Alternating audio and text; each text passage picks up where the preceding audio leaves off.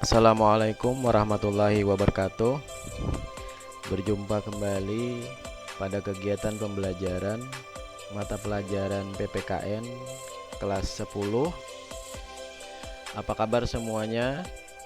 Mudah-mudahan dalam keadaan sehat walafiat.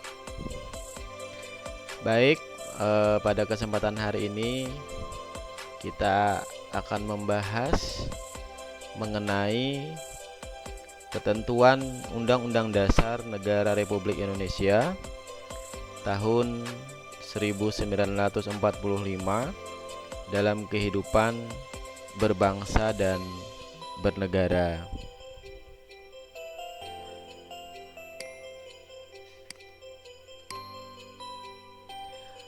Untuk kompetensi dasar kita yaitu menelaah ketentuan Undang-Undang Dasar Negara Republik Indonesia tahun 1945 yang mengatur tentang wilayah negara, warga negara dan penduduk, agama dan kepercayaan, serta pertahanan dan keamanan.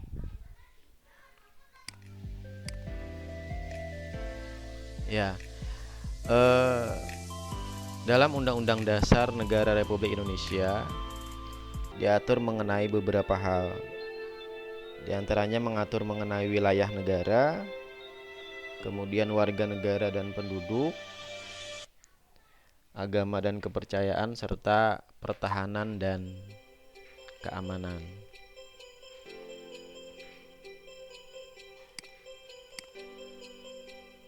Oke, kita mulai dari wilayah negara Kesatuan Republik Indonesia.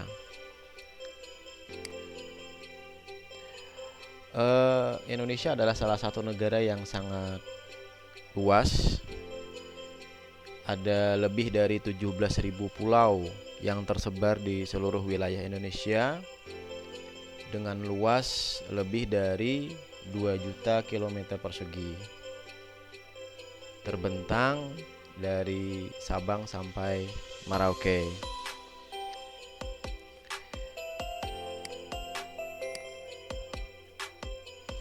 Indonesia adalah negara kepulauan.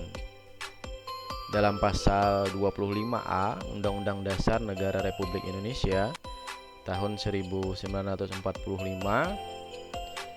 dinyatakan bahwa Negara Kesatuan Republik Indonesia adalah sebuah negara kepulauan yang berciri Nusantara dengan wilayah yang batas-batas dan hak-haknya ditetapkan oleh undang-undang.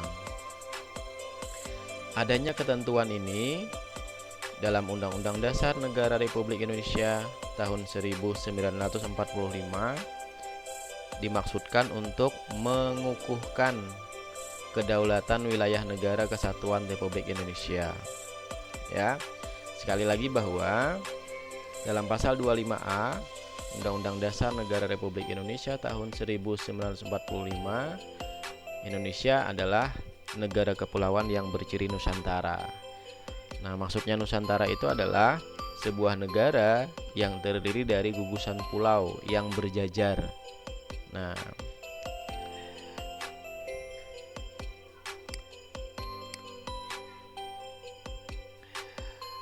berkaitan dengan wilayah negara Indonesia, pada tanggal 13 Desember 1957, Pemerintah Republik Indonesia mengeluarkan Deklarasi Juanda.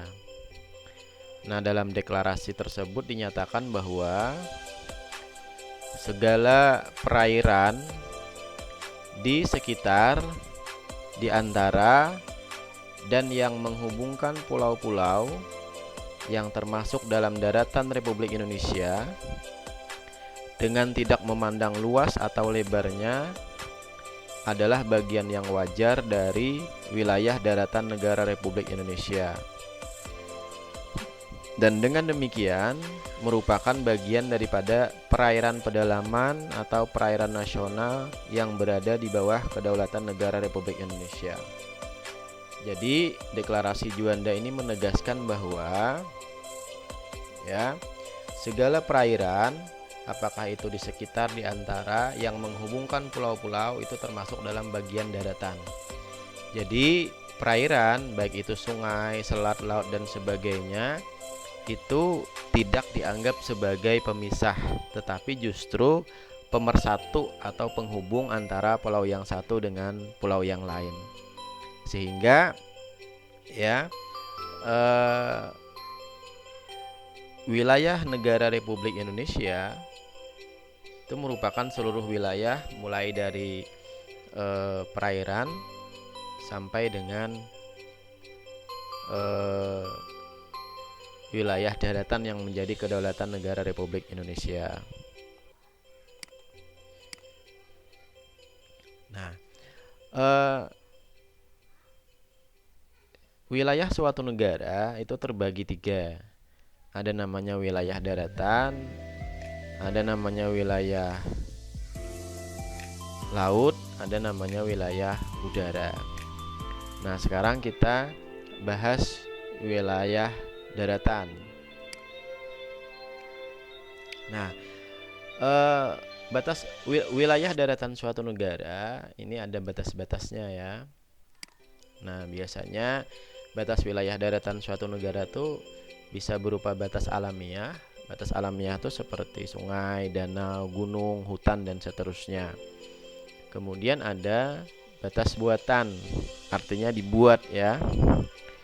Nah, dalam hal ini batas buatan tuh bisa berupa pagar tembok, kawat berduri, tiang tembok gitu ya, ataupun patok,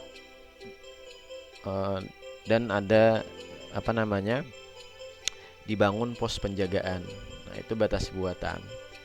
Ada juga batas daratan itu diukur secara geografis. Nah, misalnya secara geografis gitu ya, letak negara Republik Indonesia itu berada pada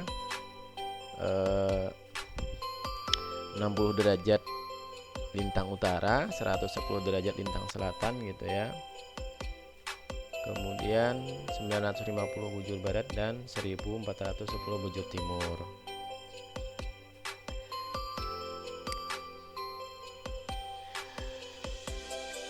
Daratan Indonesia.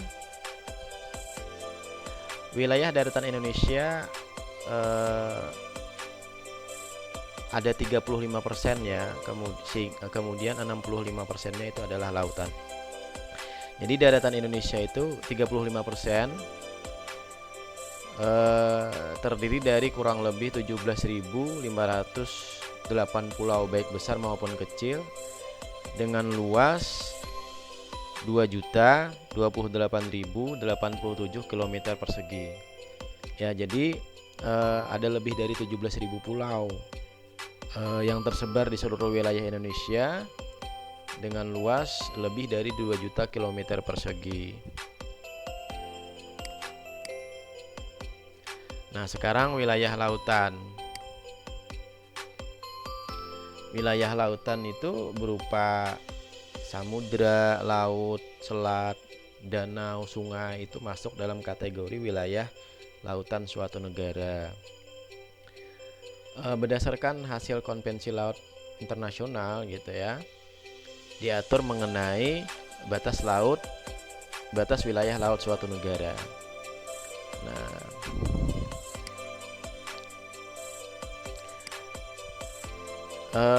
negara yang tidak memiliki lautan disebut dengan landlocked gitu ya. Negara yang memiliki wilayah lautan disebut dengan archipelago state gitu ya. Tidak semua negara memiliki wilayah laut. Misalnya kalau di Asia Tenggara, contohnya Laos. Laos itu adalah negara yang tidak memiliki wilayah lautan. Atau juga misalnya Paraguay di wilayah Amerika, itu adalah negara yang tidak memiliki wilayah laut ya.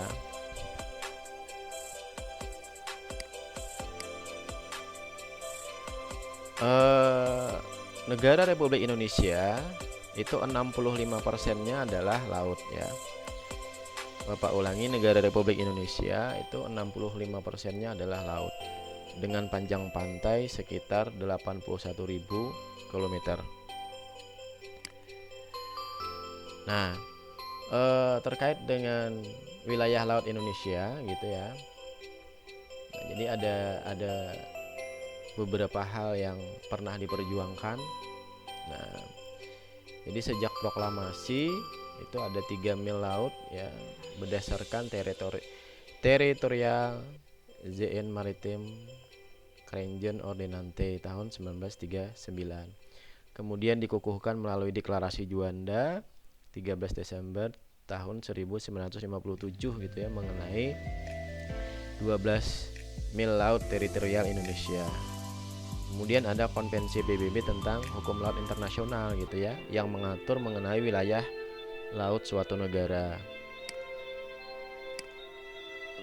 Oke, berdasarkan Traktat Multilateral atau Konvensi Hukum Laut Internasional tentang batas wilayah laut, batas wilayah laut suatu negara itu dibagi menjadi beberapa bagian. Ada namanya laut teritorial yang diukur sejauh 12 mil, ada zona bersebelahan yang diukur sejauh 24 mil, ada zona ekonomi eksklusif diukur sejauh 200 mil dari garis pantai, dan ada landas benua dengan kedalaman landas benua ini diukur sejauh 400 mil dari garis pantai ya. Nah, ini adalah wilayah laut suatu negara. Nah, jadi 12 mil dari garis pantai ini adalah laut teritorial suatu negara. Nah, laut teritorial ini merupakan kedaulatan penuh suatu negara terhadap wilayahnya. Ya. Tidak diperkenankan ada orang asing atau kapal asing yang melintasi wilayah laut teritorial suatu negara tanpa izin. Ini sejauh 12 mil dari garis pantai. Nah, kemudian ada namanya zona bersebelahan. Zona bersebelahan ini diukur sejauh 12 mil dari laut teritorial, atau kalau diukur dari garis pantai ini sejauh 24 mil ya. Jadi 24 mil dari garis pantai ini merupakan zona bersebelahan suatu negara. Nah, pada zona bersebelahan ini kalau ada kapal asing yang melintas, ini wajib meminta izin terhadap negara yang bersangkutan. Nah, kemudian ada namanya zona ekonomi eksklusif ZEE ya. Jadi zona ekonomi eksklusif ini diukur sejauh 200 mil dari garis pantai suatu negara. Nah, pada zona ekonomi eksklusif ini tidak diperkenankan kapal asing atau nelayan asing gitu ya mengambil ikan di wilayah zona ekonomi eksklusif suatu negara. Tetapi kalau hanya lewat di zona ekonomi eksklusif itu boleh gitu ya, asal jangan mengambil sumber daya alam yang ada di bawahnya. Nah, kemudian ada landas benua. Landas benua ini diukur sejauh di atas 200 mil ya. Jadi di atas 200 mil ini adalah landas benua atau kisaran 400 mil. Nah, jadi pada wilayah landas benua ini boleh mengambil kekayaan nelayan asing, boleh mengambil ikan yang ada di bawahnya, tetapi dengan kewajiban membagi dengan negara pantai terdekat gitu ya. Nah, terakhir landas kontinen. Landas kontinen ini adalah wilayah laut gitu ya, dengan kedalaman 200 meter. Kalau tadi kita bicara luas gitu ya, lebar gitu ya, dari garis pantai. Nah, kalau landas kontinen ini adalah kedalaman. Nah, jadi batas wilayah landas kontinen suatu negara adalah dengan kedalaman 200 meter dari permukaan laut ke bawah itu 200 meter gitu ya. Nah, itu adalah landas kontinen suatu negara. Pada pada area landas kontinen ini, negara yang bersangkutan berhak untuk mengeksplorasi atau mengelola sumber daya alam yang berada di dasar laut gitu ya. Nah, jadi dasar laut sejauh 200 meter ini adalah landas kontinen. Jadi negara yang bersangkutan berhak melakukan eksplorasi atau pemanfaatan, misalnya melakukan pengoboran minyak di sini gitu ya. Nah, jadi selama masih berada di wilayah landas kontinen, negara yang bersangkutan berhak untuk memanfaatkan, misalnya pengoboran minyak gitu ya. Nah, di luar itu tidak bisa gitu ya. Nah, jadi itulah batas wilayah laut suatu negara. Nah, sekarang yang ketiga adalah wilayah udara. Setiap negara pasti memiliki wilayah udara. Jadi wilayah udara itu adalah wilayah yang berada di atas daratan dan laut teritorial suatu negara.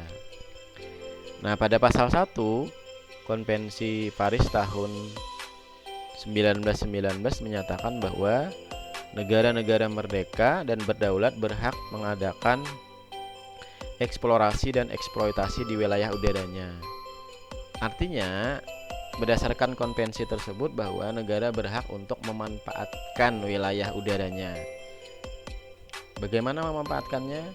Nah, wilayah udara itu kan bisa dimanfaatkan misalnya lalu lintas penerbangan, kemudian sebagai sarana komunikasi gitu ya, satelit.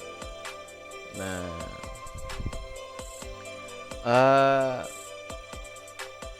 handphone atau HP yang kita gunakan, nah itu kan memanfaatkan udara gitu ya, untuk menyampaikan pesan dari orang yang satu ke orang yang lain.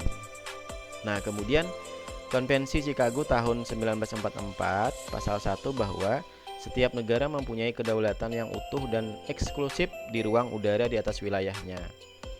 Nah, jadi setiap negara itu memiliki kedaulatan gitu ya di atas wilayahnya.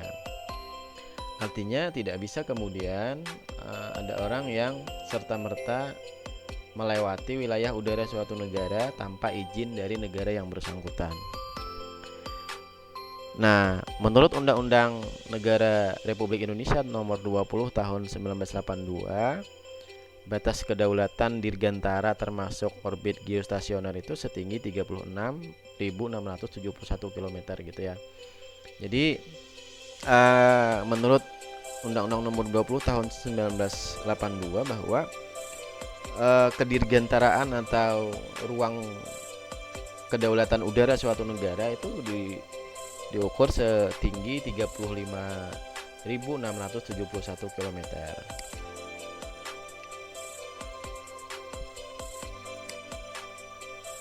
Nah, ada beberapa teori tentang konsepsi wilayah udara. Ada namanya teori udara bebas gitu ya, air freedom theory. Ini menyebutkan bahwa kebebasan ruang udara itu tanpa batas. Udara berhak digunakan oleh siapapun gitu ya.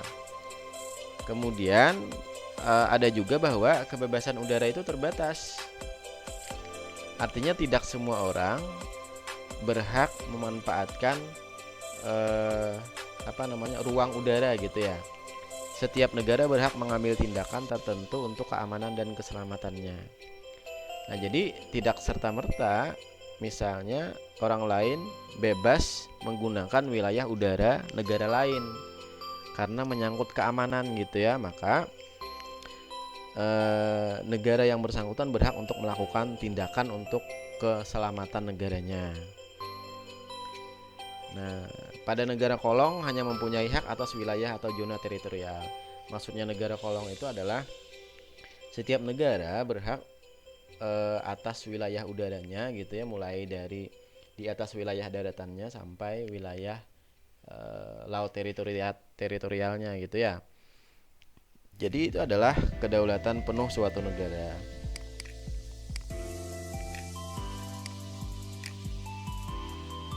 Nah, ada lagi namanya teori negara berdaulat di udara. Ada teori keamanan, suatu negara mempunyai kedaulatan yang diperlukan untuk menjaga keamanannya. Jadi setiap pesawat yang melintas itu kan memerlukan izin gitu ya. Nah, demi keamanan negara yang dilewatinya. Lalu ada teori pengawasan Koper, bahwa kedaulatan negara ditentukan oleh kemampuan negara yang bersangkutan untuk mengawasi wilayah di atasnya secara fisik maupun ilmiah. Jadi teori pengawasan ini bahwa kedaulatan negara itu kedaulatan wilayah udara suatu negara tergantung kemampuan negara yang bersangkutan untuk mengawasi wilayah udaranya. Jadi sejauh mana dia mampu mengawasi, maka itu menjadi kedaulatan dari negara yang bersangkutan. Ini teorinya Koper ya. Lalu ada teori udara Sakter, bahwa wilayah udara itu haruslah sampai suatu ketinggian di mana udara masih mampu mengangkat atau mengampukan balon atau pesawat udara. Nah, jadi batas wilayah udara suatu negara itu sampai pada ketinggian di mana udara masih mampu mengangkat atau mengampungkan balon atau pesawat udara. Oke, yang terakhir adalah wilayah ekstrateritorial. Ekstra itu artinya tambahan ya. Apa itu wilayah ekstrateritorial? Wilayah ekstrateritorial adalah wilayah suatu negara yang berada di luar wilayah negara itu. Nah, jadi wilayah ekstrateritorial ini adalah wilayah suatu negara tetapi adanya di wilayah negara lain. Apa contohnya? Misalnya daerah perwakilan diplomatik suatu negara di negara lain. Nah, negara-negara yang menjalin hubungan baik biasanya menempatkan perwakilan di masing-masing negara. Tempat di mana perwakilan diplomatik itu ditempatkan, mulai dari gedung, halaman, itu adalah wilayah ekstrateritorial suatu negara yang walaupun pada kenyataannya berada di wilayah negara lain. Nah, daerah ekstrateritorial itu akan berlaku hukum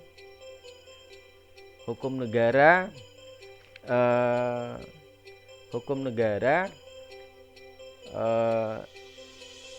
di mana daerah perwakilan diplomatik itu ditempatkan gitu ya. Nah, jadi di situ misalnya perwakilan diplomatik Indonesia di Malaysia. Nah, tempat di mana perwakilan diplomatik itu ditempatkan adalah perwakilan diplomatik Indonesia, daerah ekstrateritorial Indonesia, walaupun pada kenyataannya berada di Malaysia misalnya seperti itu. Nah, di situ akan berlaku hukum negara Republik Indonesia, walaupun pada kenyataannya berada di Malaysia, contohnya seperti itu ya. Atau kapal yang berlayar di bawah bendera suatu negara di laut bebas. Misalnya kapal yang berbendera Indonesia berlayar di laut bebas, itu adalah wilayah ekstrateritorial Indonesia, walaupun kenyataannya jauh berada di luar wilayah Indonesia. Itu dianggap sebagai pulau terapung.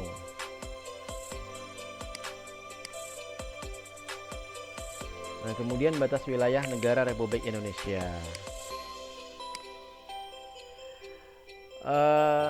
Di sebelah utara Indonesia berbatasan langsung dengan Malaysia. Ya.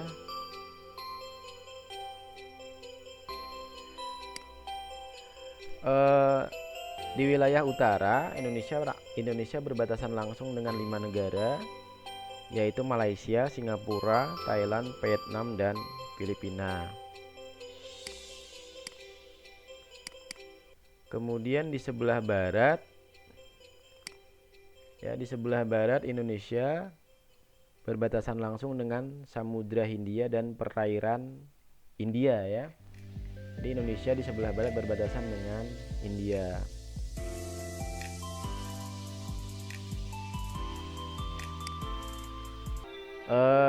Yang menandai perbatasan Indonesia-India ini diantaranya adalah Pulau Ronde di Aceh dan Pulau Nicobar di India. Nah, kemudian batas wilayah Indonesia di sebelah timur. Di sebelah timur berbatasan langsung dengan Papua Nugini dan perairan Samudra Pasifik gitu ya. Nah,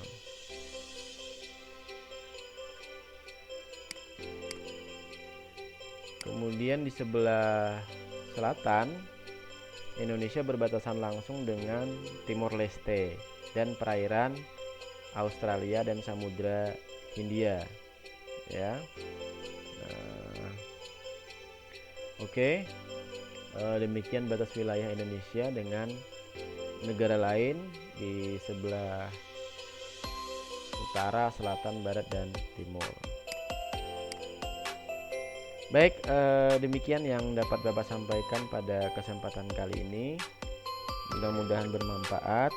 Terima kasih atas segala perhatian. Wassalamualaikum warahmatullahi wabarakatuh.